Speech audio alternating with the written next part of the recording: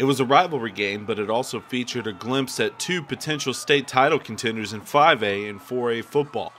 Reigning 4A runner-up Oologah played host to the Collinsville Cardinals and sent them packing with a 30-24 victory on Thursday night.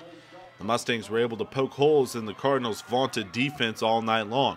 Senior wide receiver Braden Despain set the tone early on when he took the opening kickoff 60 yards to the Cardinal 15-yard line. Although Oologah couldn't manage points out of the opening possession, Despain did catch two first-half touchdowns to put Oologah up for good.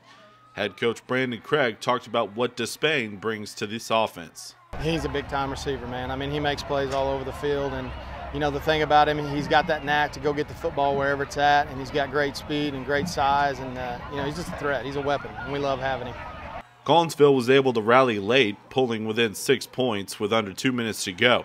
The Mustangs were able to run out most of the remaining time, and a Hail Mary pass came up short for the Cardinals. Craig was happy to get out of Week 1 with a win. Yeah, it was a tremendous game. I mean, both teams are highly competitive teams. I think they're both going to go far this year, and it was a battle. I mean, there's a lot of mistakes, obviously, game one, but I think our kids overcame those. We had a couple trips into the red zone where we didn't score, where I thought we could have made a big difference in the game, but they just kept fighting.